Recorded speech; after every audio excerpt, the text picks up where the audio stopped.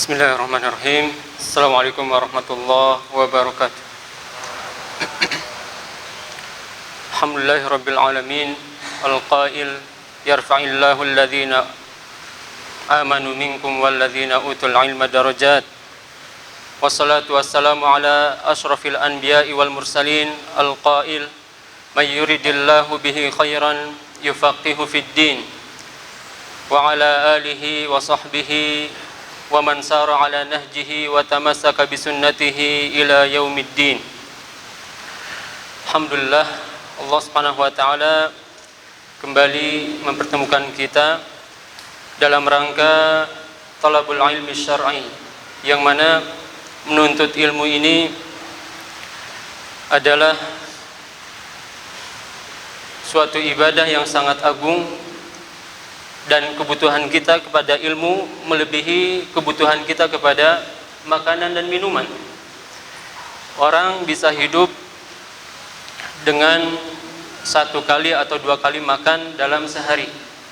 Adapun kebutuhan manusia kepada ilmu, sebagaimana dijelaskan oleh Imam Ahmad, bi'adadil anfas, sejumlah nafas mereka. Dan pada kesempatan yang lalu kita telah membahas tentang fiqhul udhiyah, fikih penyembelihan kurban.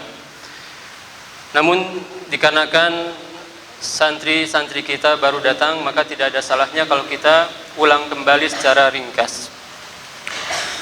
Al-udhiyah dijelaskan oleh Muhammad bin Qasim Al-Ghazi, pengarang kitab Hasyiah 'alal Qaulil Mukhtar fi Syarhi Ghayatil Ikhtisar.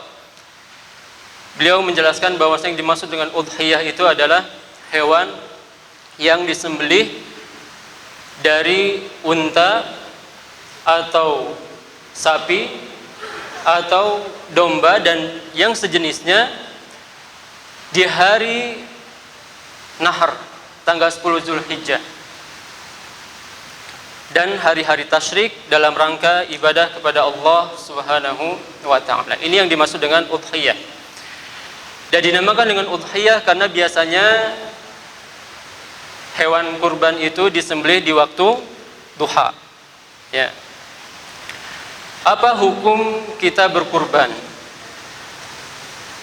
Hukum berkurban dijelaskan di dalam kitab ini itu sunnah muakkadah. Dan ini adalah pendapat mayoritas para ulama. Ya. Adapun ulama dari mazhab Hanafi, mereka mengatakan bahwasanya berkurban hukumnya wajib. Berdasarkan hadis yang diriwayatkan oleh Imam Ibnu Majah, Nabi SAW bersabda, "Man kana lahu sa'ah falam yudhi fala yaqrabanna musallana." Barang siapa yang memiliki kelapangan, kemudian dia tidak berkurban, maka jangan sekali-kali mendekati tempat salat kami. Adapun mayoritas para ulama mengatakan hadis ini statusnya mauquf, tidak sampai kepada Rasulullah SAW, hanya perkataan sahabat saja. Demikian juga di sana ada riwayat lain, Nabi SAW mengatakan, "Idza dakhalatil 'ashr," jika masuk 10 hari pertama dari bulan Dzulhijjah, "wa arada ahadukum an yudhi," dan salah seorang di antara kalian ingin berkurban. Perhatikan kata-kata ini. Wa arada ahadukum an yudhi, salah seorang di antara kalian ingin berkurban. Ini menunjukkan bahwasanya ibadah kurban tidak wajib. Fala yamussa min sya'rihi wa basyarihi syai'an, maka dia hendaknya tidak memotong sedikit pun dari rambut dan kukunya. Ini mengenai hukum berkurban. Namun tetap lebih selamat bagi orang yang memiliki kelapangan untuk berkurban, karena ini khilaf antara sunnah dan wajib.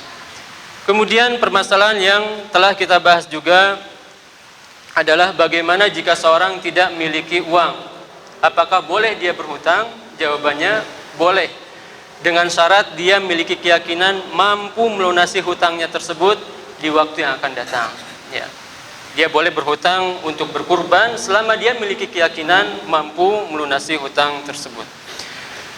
Kemudian, apakah satu sembelihan itu cukup untuk satu keluarga atau hanya untuk satu orang saja?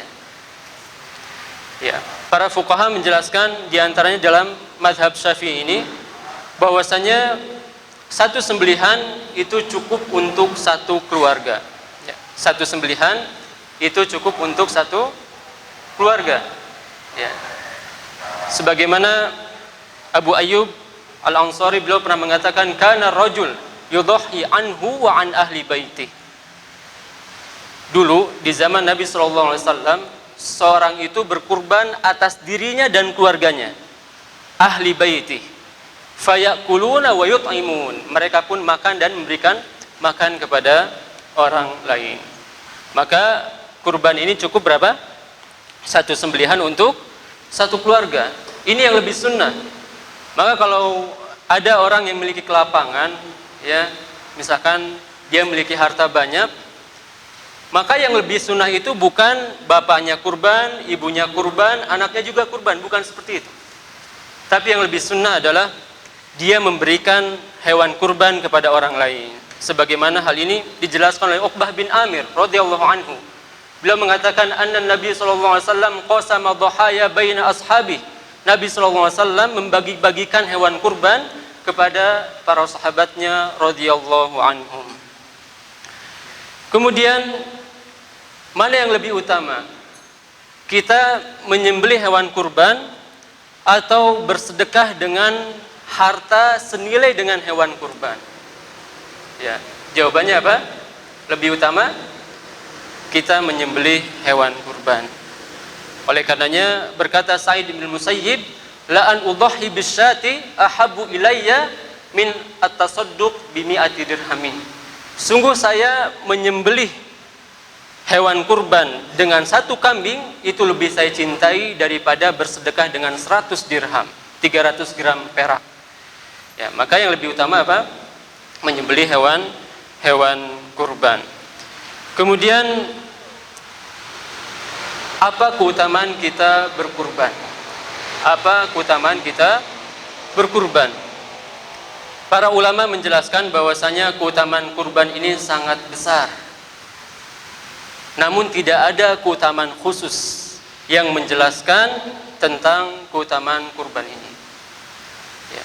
Para ulama biasanya menjelaskan tentang keutamaan hewan kurban ini dengan membawakan ayat la yanalallaha luhumuha wala dima'uha walakin yanaluhut taqwa minkum. Tidak akan sampai kepada Allah daging-daging, ya, hewan kurban kalian, demikian juga darah-darahnya, akan tapi yang sampai kepada Allah adalah ketakwaan yang berasal dari diri-diri kalian. Maka ya, keutamaan kurban ini dijelaskan secara umum dalam syariat kita. Ini merupakan bentuk ketakwaan dari seorang. Adapun hadis-hadis yang sering kita dengar di hari-hari kurban, ya, seperti hadis yang mengatakan ma amila ibnu adam amalan ahabbu ilallah min ihraqid dam. Tidak ada satu amalan yang lebih dicintai oleh Allah Subhanahu wa taala melebihi dari menyembelih hewan kurban. Wa innahu lata'ti yaumal qiyamati bi adlafiha, ya, wa ash'ariha. Dan sungguhnya orang yang berkurban akan datang di hari kiamat membawa kuku-kuku hewan kurbannya, kemudian rambut-rambut hewan kurbannya, demikian juga, ya, aqraniha, dan tanduk-tanduk hewan kurban. Ini hadisnya statusnya dhaif, lemah, tidak bisa dijadikan sandaran. Demikian juga hadis yang menjelaskan bahwasanya, ya, ketika Nabi SAW ditanya, ma hadhil adhahi ya Rasulullah, wahai Rasulullah, sembelihan apa ini? Maka Nabi SAW mengatakan dalam riwayat itu, hiya sunnatu abikum Ibrahim, ini adalah sunnah yang disyariatkan oleh bapak kalian Nabi Ibrahim alaihissalam. Kemudian para sahabat bertanya, famasuf ya Rasulullah, bagaimana dengan bulu-bulunya wahai Rasulullah? Kemudian di dalam riwayat itu dikatakan, Nabi SAW mengatakan, bi kulli sya'ratin minas sufi hasanah, setiap satu bulu dari hewan kurban kalian akan menjadi satu kebaikan. Ini hadis yang sering kita dengar, namun sayang status sanadnya adalah maudhu', hadis yang palsu. Ya, demikian juga hadis yang menjelaskan bahwasanya hewan yang kita kurbankan akan menjadi penghalang dari api neraka, ini juga merupakan hadis yang palsu, tidak bisa dijadikan sandaran. Kemudian Muhammad bin Qasim Al-Ghazi menjelaskan tentang usia hewan kurban yang boleh kita kurbankan.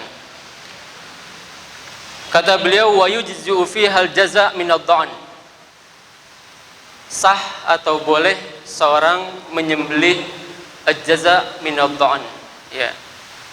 Hewan kambing kibas yang bulunya kasar itu, yang sudah berumur 1 tahun. Kalau mazhab Syafi'i itu kalau hewannya domba seperti yang di negeri kita banyak dikurbankan, itu minimalnya 1 tahun. Adapun mayoritas para ulama itu al-jaza' min ad-dha'n dimulai dari 7 bulan sampai 1 tahun. Ya. Jadi kalau mayoritas para ulama membolehkan kita menyembelih domba dimulai dari 7 bulan ke atas. Adapun mazhab Syafi'i itu dimulai dari 1 tahun. Wa tsaniyyu minal ma'z. Demikian juga ats-tsani minal ma'z. Ya. Hewan kambing yang bulunya tipis. Pernah lihat kambing yang bulunya tipis? Kalau bahasa orang Sunda, embe. Ya. Itu harus 2 tahun. Tidak boleh 1 tahun. Dan ini di atas ya kesepakatan para ulama. Wasaniyyu minal ibil. Wasaniyyu minal ibil. Sani minal ibil, sani dari onta itu dimulai dari 5 tahun. Jadi kalau unta minimalnya berapa tahun? 5. Kalau kambing domba minimal berapa tahun? 1 menurut mazhab Syafi'i. Kalau kambing embe minimal berapa tahun? 2 tahun. Ya. Wasaniyyu minal baqar, dan sani dari sapi. Sani dari sapi itu dimulai dari 2 tahun. Ya. Apa dalilnya? Nabi SAW mengatakan, la tazbahu illa musinnah. Jangan kalian sembelih kecuali yang musinnah, yang sudah berusia. Dijelaskan oleh para ulama, yang dimaksud dengan musinnah itu berbeda-beda. Seperti yang tadi sudah dijelaskan. Kalau domba kibas 1 tahun, kalau domba embe 2 tahun, kalau ya unta berarti 5 tahun, kalau sapi 2 tahun. Ya. Wasani al-musinnah wasaniyyu min kulli syai'. Wa tujzi'ul badana an sab'ah. Dan boleh seorang atau hewan unta disembelih mewakili 7 orang. Jadi kalau unta itu boleh disembelih atas nama 7 orang. Ya. Wal baqaratu an sab'ah. Demikian juga sapi. Jadi kalau sapi dan unta berapa? 7 orang boleh. Wa tujzi'u wasyatu an syakhsin. Adapun kambing itu hanya boleh berapa? Satu orang. Ya. Kambing hanya boleh satu orang. Ya. Apa dalilnya? Nabi SAW bersabda dalam hadis riwayat Imam Muslim, naharna ma'a Rasulillah sallallahu alaihi wasallam 'amal Hudaybiyah an sab'atin wal baqarah an sab'ah. Ya. Kata seorang sahabat bahwasanya kita pernah menyembelih dengan cara nahar. Apa itu nahar? Fasholli li rabbika wanhar. Ya. Apa yang dimaksud dengan nahar? Penyembelihan yang dilakukan dengan cara berdiri. Ya. Maksudnya gimana? Ya, para ulama menjelaskan kalau kambing dan sapi itu disembelih dengan cara dzabh, yaitu hewan itu ditidurkan. Ya. Adapun unta itu disembelih dengan cara diikat, ya, diikat lutut-lutut unta itu, kemudian disembelih dari pangkal lehernya. Itu namanya nahar. Kalau disembelih dari pangkal leher yang dekat dengan dada, itu namanya nahar. Adapun kalau disembelih dari awal tenggorokan yang lebih dekat kepada kepala, itu namanya zabah. Ya, itu namanya zabah. Maka kalau sapi dan kambing itu di apa? Di zabah atau di nahar? Zabah. Tapi kalau unta di nahar. Ya. Jadi dalam hadis ini dijelaskan bahwasanya para sahabat menyembelih bersama Rasulullah SAW di tahun Hudaybiyah dengan unta dari 7 orang. Demikian juga sapi dengan 7 orang. Dan ini di atas kesepakatan para ulama. Ya. Adapun kambing berapa maksimalnya kalau kambing? Boleh 7 orang? Tidak boleh, ya. Tidak boleh. Apa dalilnya? Karena tidak ada riwayat yang menjelaskan bahwasanya Rasulullah SAW dan para sahabat menyembelih kambing atas 7 orang. Tidak ada. Ya. Maka ketika tidak ada dalil dan ibadah sifatnya tauqifiyah, harus ada dalil, maka terlarang seorang menyembelih kambing atas 7 orang. Kemudian kata Muhammad bin Qasim Al-Ghizzi Asy-Syafi'i, kata beliau, wahidun wasyatu an syakhsin wahidin hiya afdalu min musyarakatihi fi ba'ir. Ketika seorang menyembelih satu kambing, itu lebih baik daripada dia menyembelih sapi atau unta, ya, bersama dengan yang lain menjadi 7 orang. Jadi mana yang lebih afdal? Kita menyembelih satu kambing atau 1/7 unta?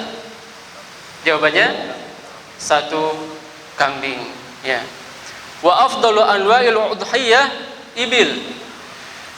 Dan hewan kambing yang paling utama untuk kita kurbankan, hewan sembelihan yang paling utama kita kurbankan, yang pertama adalah ibil, unta, summa baqarah, kemudian sapi, summa ghanam, kemudian kambing. Dan ini adalah pendapat mayoritas para ulama.